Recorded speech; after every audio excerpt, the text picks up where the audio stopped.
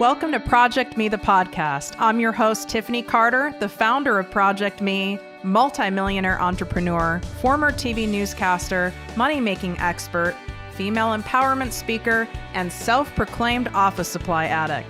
My mission is to take the mystery out of making big money. Every week on ProjectME, the podcast, I'll share success tips, strategies, and stories from other entrepreneurs, experts, and millionaires, showing you exactly how you can achieve your most exceptional life. Now let's get to it.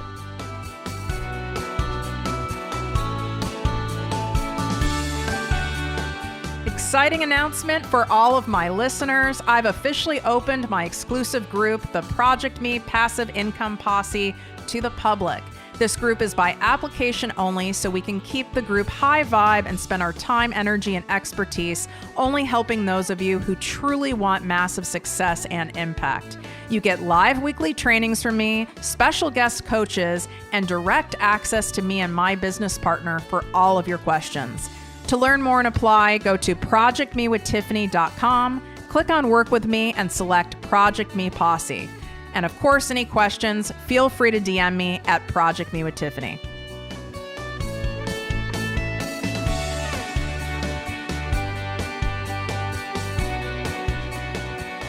Welcome to the podcast and posse, ProjectME with Tiffany Carter. I'm your host, Tiffany, and today I brought on an expert to help you guys navigate something that I know all of you have run into some sort of snag with, struggle with, heartbreak over even.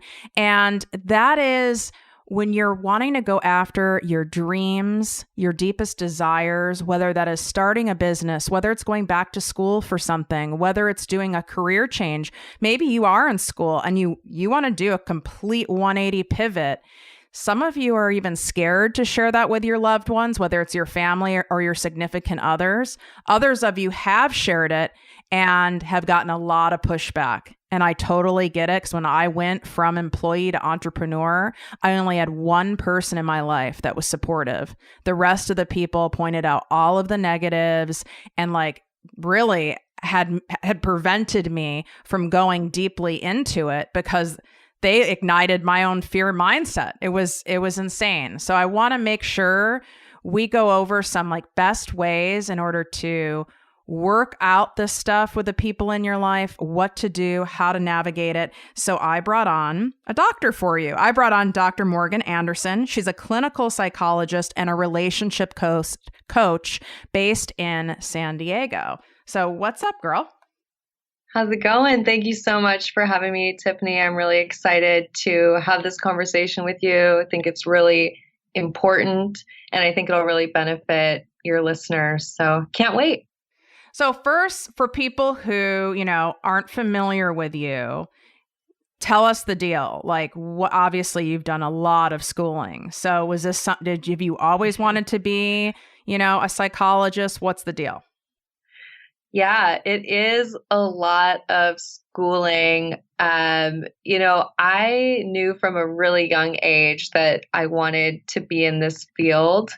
I think it was sort of this realization that I was fascinated by people's stories and understanding, their struggles and how to help them, get better.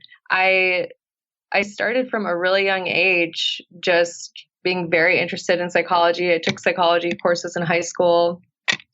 But yeah, it was the sixth grade. I was like, okay, I want to be a psychologist. So I'm one of those rare people that just kind of knew throughout their life that this is what I wanted to do.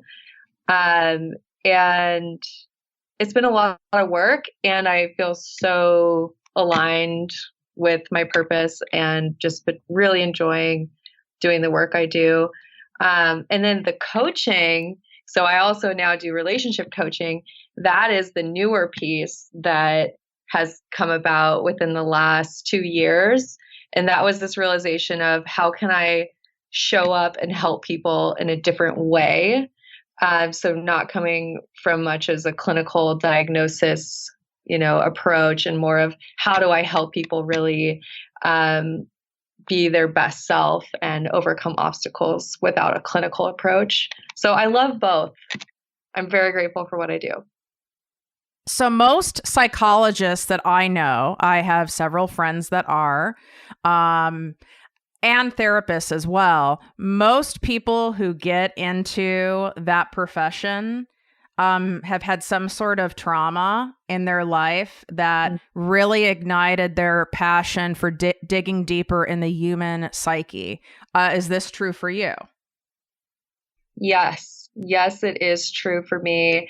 I lost my mom at a very young age. I was 5 years old. And then subsequently to that, I saw my dad go through different marriages. He was married 4 times and he's in a great relationship now. But I think I witnessed a lot of relationship trauma, hence my specialization in couples. Fascinated by couples relationships. And then yeah, I mean, I myself went through my own developmental experiences in relationships. I went through a abusive relationship in my 20s that just further shaped, this desire to understand what makes a healthy relationship. How do I help other women get out of that kind of dynamic and just help people have the most fulfilling, great relationships that they possibly can? Because I do believe relationships really impact our overall quality of life. Oh, I mean, aside or in addition to our own mindset and working and on healing our own internal wounds, I mean, relationships are everything. I mean, everyone knows, like, if you have a fight with your significant other or even a close friend or something, your day is definitely not as cheerful, like even something that simple. And, the same holds true where, if you aren't raised in a supportive environment of going after your dreams, or there's a lot of pressure to be, like a doctor, a lawyer, a, so to speak, responsible job, or, being in corporate America or something like that. And there's not that much support or understanding around being an entrepreneur. What I notice is a lot of people delay going after their dreams. One, they're either scared to tell the people in their life, or two, they don't have that support. So what do you have to say around like the listeners who do know they have a burning desire to change something like that in their life, but they're not sure how to approach the people in their life with that information? Yeah, I think this is so important. And one of the first things I would talk about is, have you reflected internally where you're at? Because you want to be so rock solid and clear about what you want that you are able to have those conversations in a way that shows that you are really aligned and you know what you want. So it's getting really clear with yourself, because sometimes what happens is, if we're not, we might even project onto our significant other that they're not supporting us. So it's like, if I had my own hesitation about it, maybe I'm projecting onto that, on my significant other, that they're not fully on board. So get really rock solid clear with yourself, so that when you're having those conversations, it's coming across that you're fully, ready to go. Yeah. And then, yeah, the next step is having the conversation. Right. Yeah, I mean, let's go back to the projecting statement. Now, I've had like 800 years of therapy, so Yeah. shout out Lorraine. But but I know what that means. So for Right. people who aren't familiar with the term projecting, would you explain it? Yes. So projecting is when we have something that we are feeling and maybe we're not fully aware that it's there. And what we're doing is placing our own feeling and assuming that the other person is actually feeling that way. So it's like, maybe I feel, as an example, maybe I feel like, oh, I don't look good in this outfit or something. And then I tell my significant other, like, you know, you seem like you don't really feel attracted to me right now. And that's actually because I don't really feel good. So I'm projecting that onto them. Oh my God. What a great, I mean, you listen to the show, so you know I'm like obsessed with analogies. Oh my God, that's a perfect one. I just did that with Mike. I literally just did that the other night. I like was wearing something and I really wasn't vibing it. Yeah. And I was like, he didn't really, I mean, and he's good with compliments, kind of. I know you're listening, honey. And he didn't say anything like when he first saw me in it. So then I went to immediately, this must look like shit. But what came out is like, do you still think that I'm like cute? Or I said something like that. Yeah. And it's so funny. And I like, and he was like, what are you talking about? And it all had to do with this damn outfit that I wasn't vibing. Yeah. This happens so much in our lives, right? So, yeah, going back to what you asked me about, I think the first step is getting clear. Is this my own shit about being scared about being an entrepreneur that I'm projecting onto my partner? Yeah, I mean, being an entrepreneur, switching your major, going back to school, moving across the country.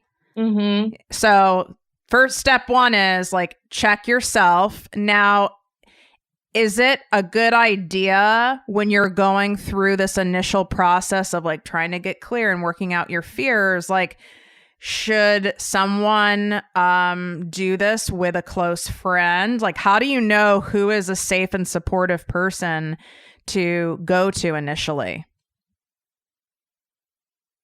I think that, yes, someone that has been supportive, someone that there's evidence that that they will be there for you and be supportive and also be real with you, right? So yeah, I think, hopefully you have those people in your life and also therapy is a great place, unbiased, unconditional positive regard kind of relationship. So definitely get the support that you need when you're making leaps and making changes, because in our transition times, we need support.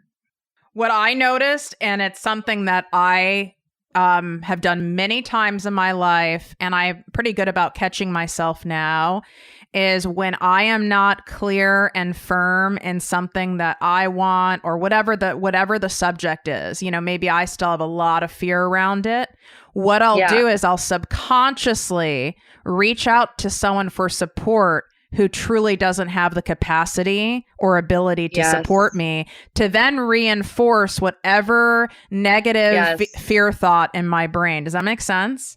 Oh, yes. That makes a lot of sense. I think a lot of people do that because your brain wants to confirm the narrative that it has. So it's going to take the behavioral steps to confirm whatever story it is that you're telling yourself.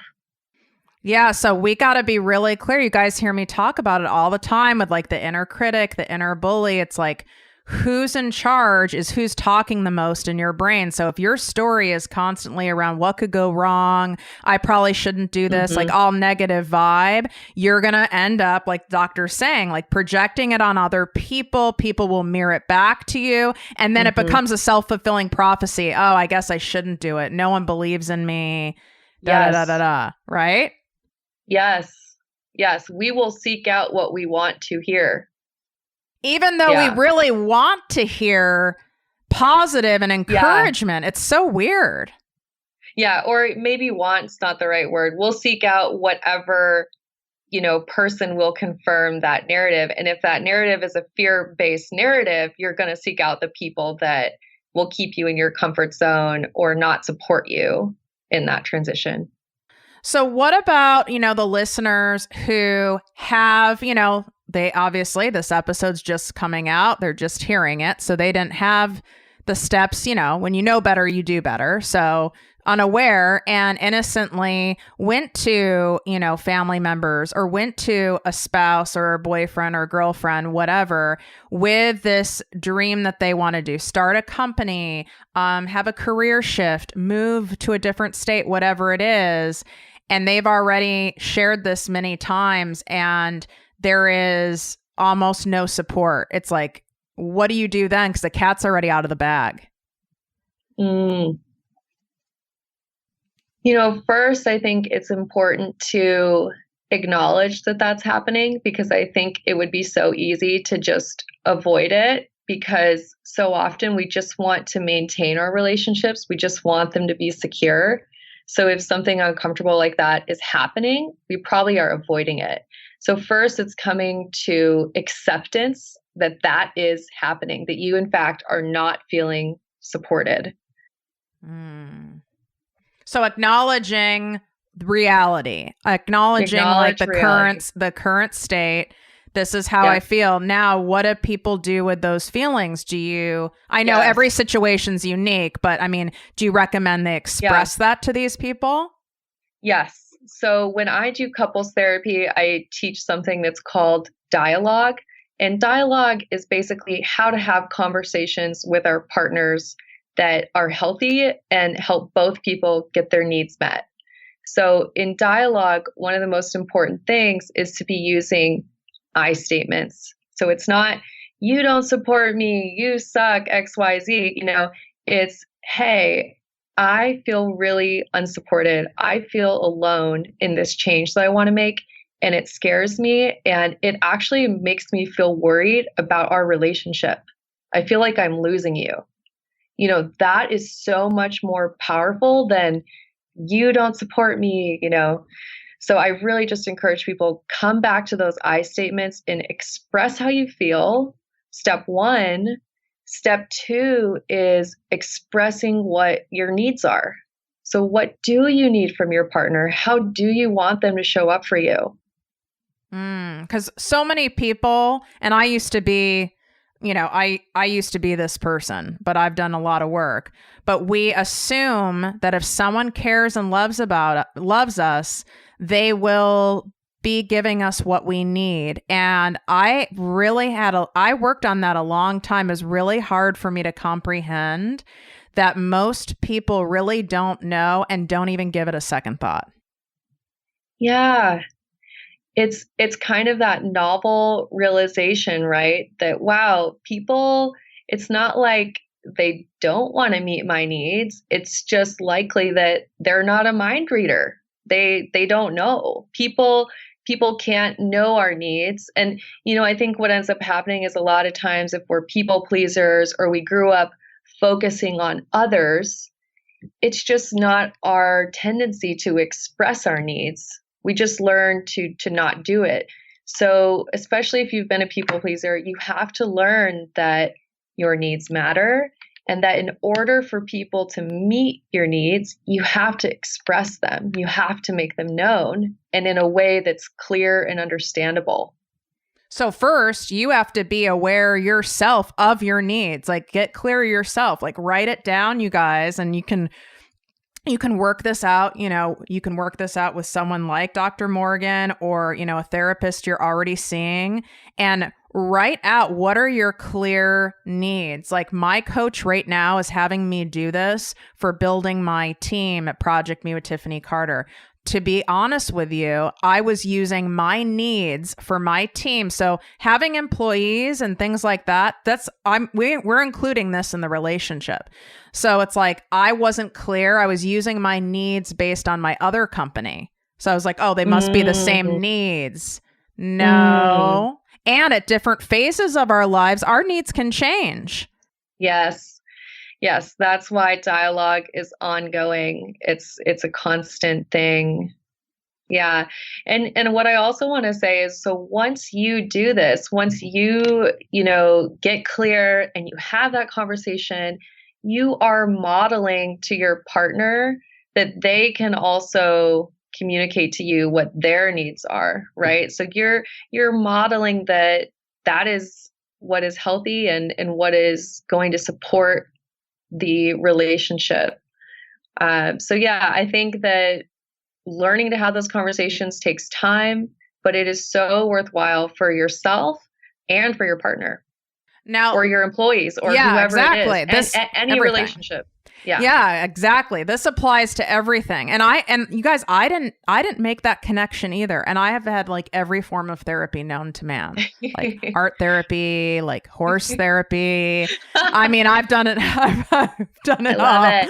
Love it. I've done everything. I love it. So, but just because I've done all that, I mean, I'm not a doctor. It's like I didn't make that connection when it came to the workplace, when it came to even, outsourcing somebody. It doesn't have to be like a full-time employee you have. It could be someone who's doing your graphics for you, someone who's helping you with social media. That's a relationship. So you have to apply, what she's talking about here to all phases. So that's why, like, when a lot of you guys, whether it was a job at Starbucks, like I had, or you have, a corporate job, you get a job description and it's pretty detailed, and there's a reason for it. It's damn clear what the expectations of you are. Mm-hmm. And then what happens if if you don't follow them. So let's go further down the path. Okay. And so let's say people feel they may or may not have, but they feel they have, to no avail, express their needs. They've done it in multiple forms even. They've done the letter, they've cried, they've yelled, they've tried every which way to get through to these people or this person in their life, and that person just isn't hearing them, doesn't want to hear them. I mean, what do you suggest? Should you cut that person out of your life? Like, what do you do? So, I think another piece of this, and I do want to follow this through, but another piece of this is hopefully you are so on fire with this change and you are modeling and you are showing up and you are doing all the things that align with this change that you want for your life.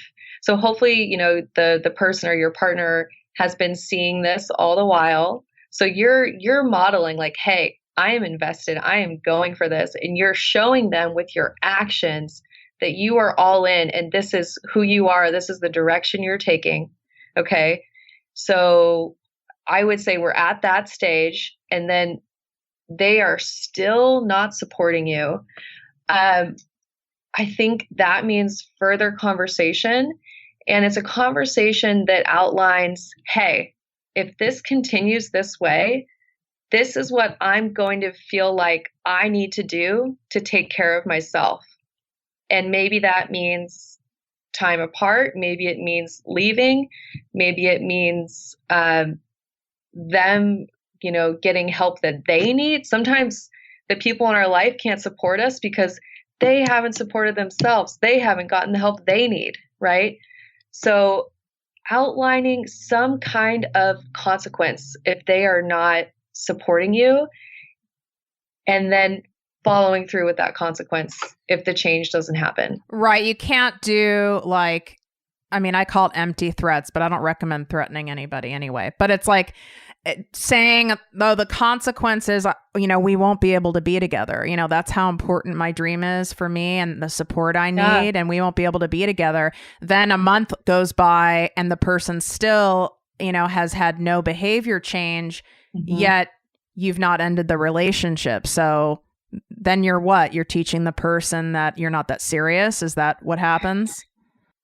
Yeah, you're teaching that person that, you're not really serious about this change that you're making, and that you're not trustworthy in a sense because you're not staying true to your word.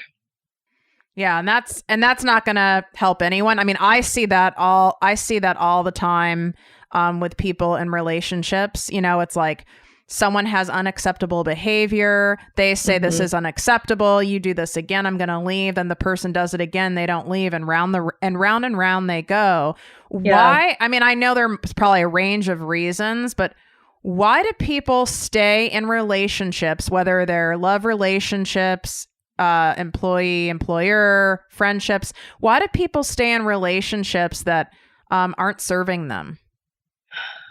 Ooh, I love that question.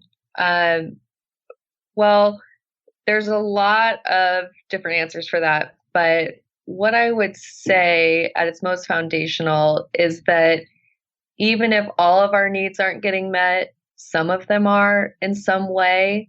And particularly if we have had difficult experiences in our childhoods, or we've had relationships that were really unpredictable or not really meeting our needs in the past, we may feel that any relationship is better than not having one. Or we may even feel that, wow, this kind of relationship dynamic aligns with the template that I already have for relationships. So yeah, I use a lot of attachment theory in my work with couples, and attachment goes all the way back to Bowlby and the monkeys.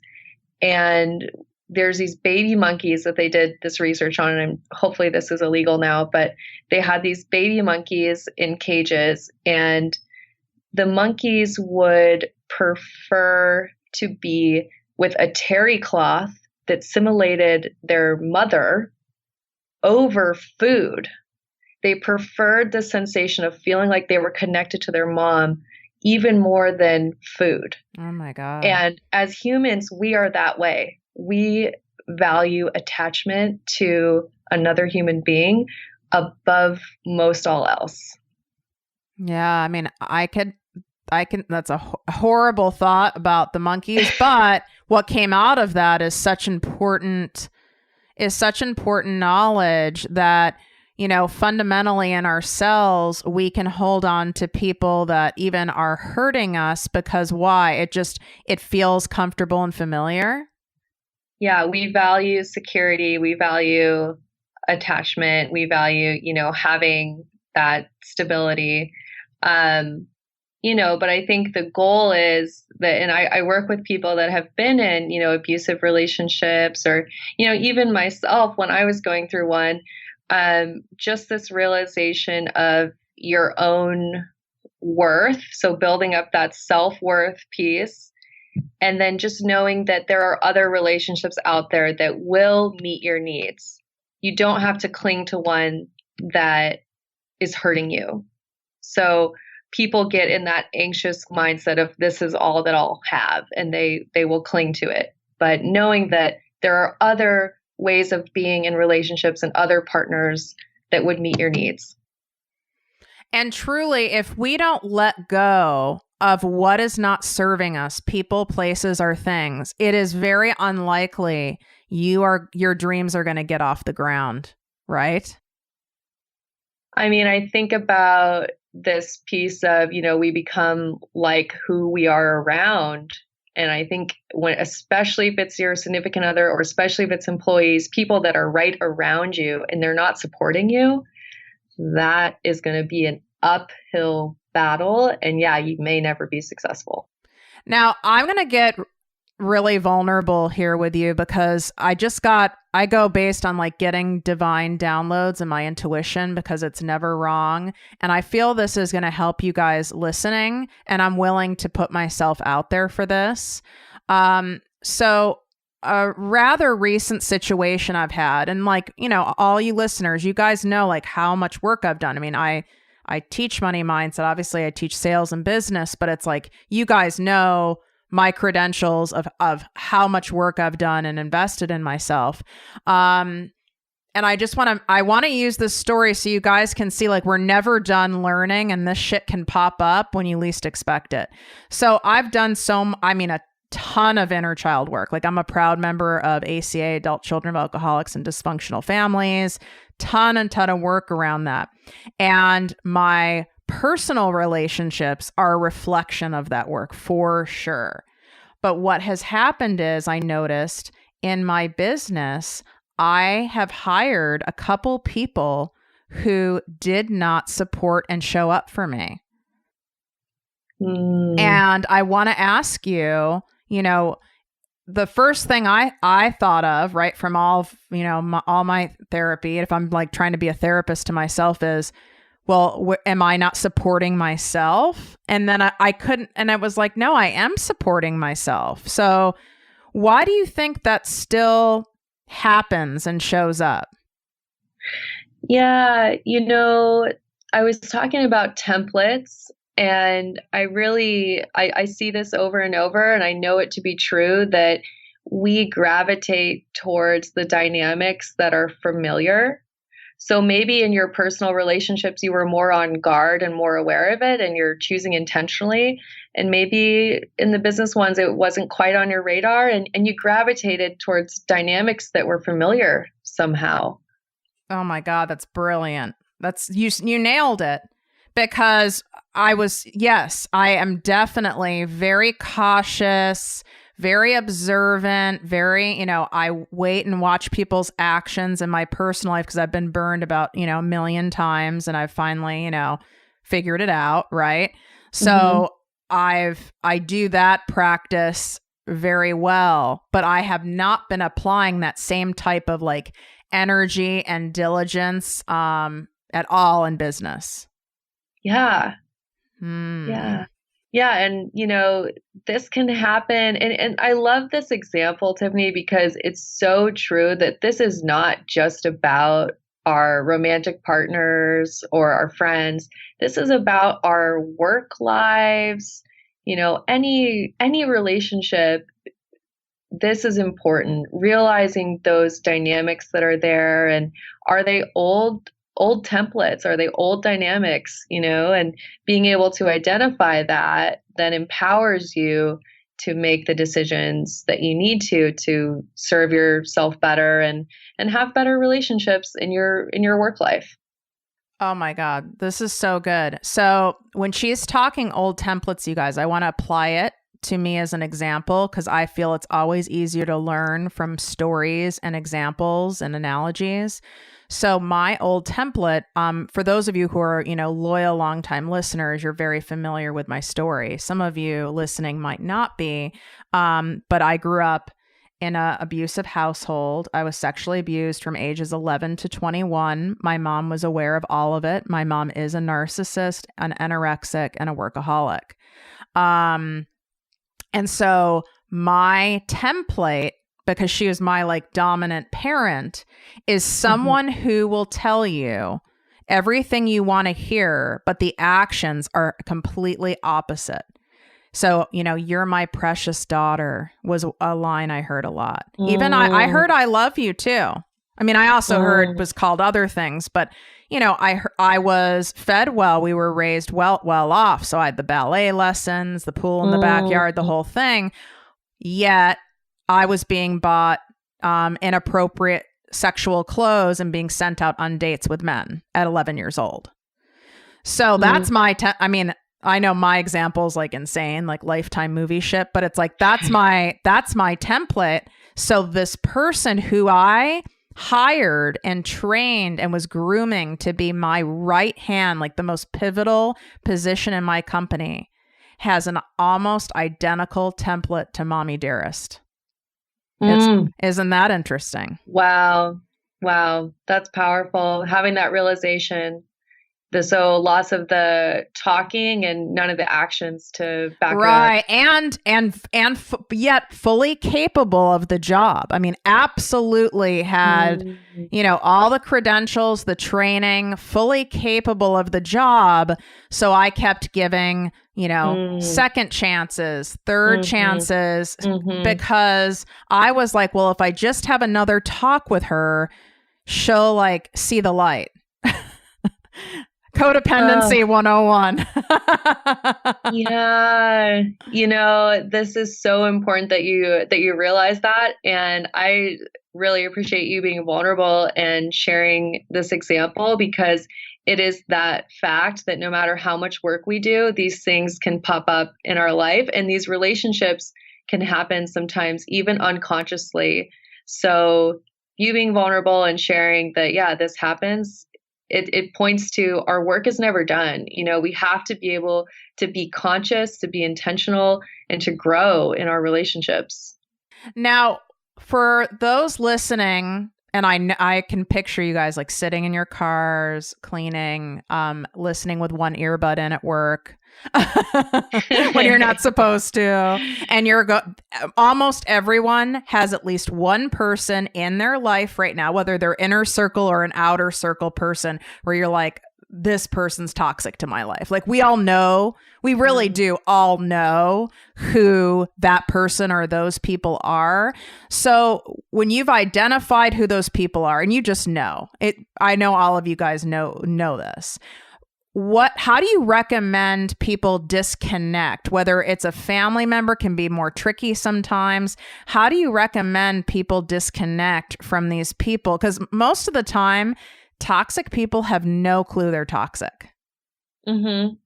Yeah, I love that. That's so true. Have you seen the thing that says we go to therapy for the people in our life who won't go to therapy? Oh my God, no, but it's so true. So I have a couple of thoughts on this. I've done a lot of work with this because whether it's a parent or a partner or a friend, I think a lot of times that is what brings someone to therapy, is dealing with a toxic relationship. One of the things is getting clear about, is it safe for you? And I don't mean just physically safe. Is it emotionally safe for you to have a dialogue with this person? And if they truly are toxic and they are not tuned into your needs, and they have shown you again and again and again that they won't change, maybe that dialogue isn't for them. So I don't want you to think about what they'll get out of it or that they'll change, but you being able to express how you felt, what happened, why you are choosing to no longer be in contact with them, you being able to directly say that to that person is powerful and can really help you in the healing process. So one, can you have that dialogue directly with them, thinking about what it'll do for you, not for them? And then two, if you can't have that dialogue with them, you need to get it out somehow. So whether it's with a therapist or writing a letter, you need to be able to get clear about what happened, why it's so painful, and what is the boundary that you're setting now. Yeah, because, for example, like if we want to continue on my mom path, my mom is not someone who could hear me anyway. In fact, it could be more damaging to me if I said it to her. It's not safe. Yeah. Therefore, right, I worked with a therapist. I work with a coach. Like I got it out because me not getting it out made me really sick. Exactly. I mean, literally.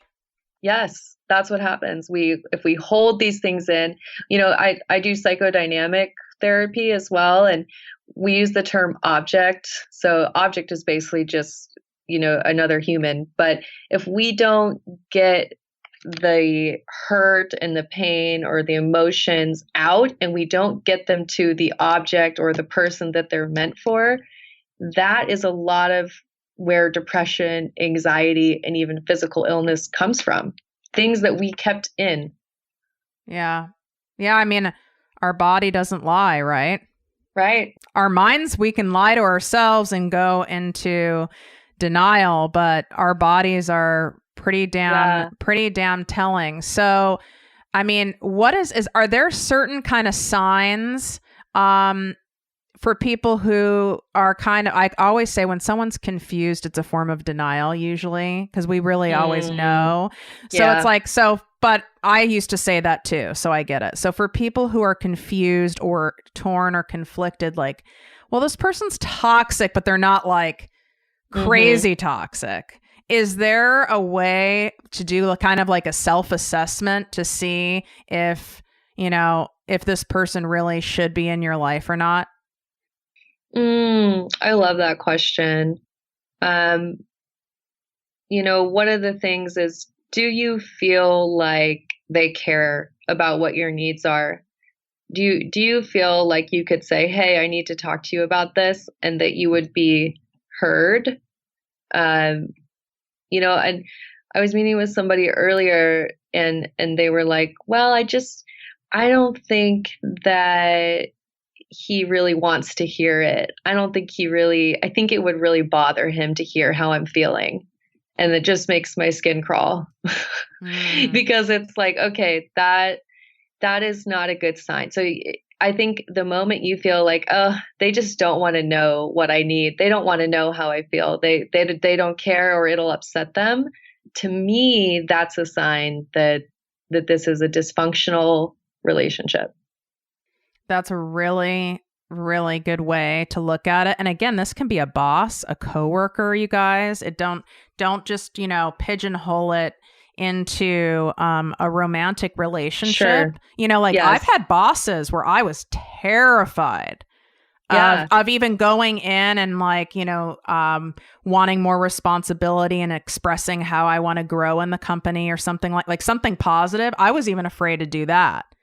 Mm-hmm. But I didn't have someone like you who explained it just so clearly and simply, like what a warning sign is. I just thought, well, maybe he's just like, one of those bosses that leads with fear, so I put up with it. Yeah. Yeah. And our work relationships, they take up a lot of time in our life, right? And that's a lot of, like, I don't know, a lot of energy being taken from you, or a lot of trauma if you have those kinds of relationships in your work. So yeah, being tuned into it in all of your relationships. I mean, the relationship with yourself is really the most important one. Yes. And when it comes to, going after your dreams, again, it could be moving, it could be career change, it could be starting a company, it could be hiring a coach, whatever it is, making an investment in yourself. Sometimes we're toxic to ourselves. Like I used to say, for those of you who are familiar with 12-step programs, I used to, you call you call the toxic person in your life, you refer to them as a qualifier. So I used to say I'm my own worst qualifier. And I really was. I was the abusive person in my life. It was me. Can you see that in a lot of people where maybe they actually do have good people in their life, but their person who's toxic is in their head? Yeah. And what I would say about that is you learned that was your value based on how you were treated as a child. And it was probably unconsciously programmed into you before you were even 7 years old. So that's what you knew about yourself. So that's where that was coming from.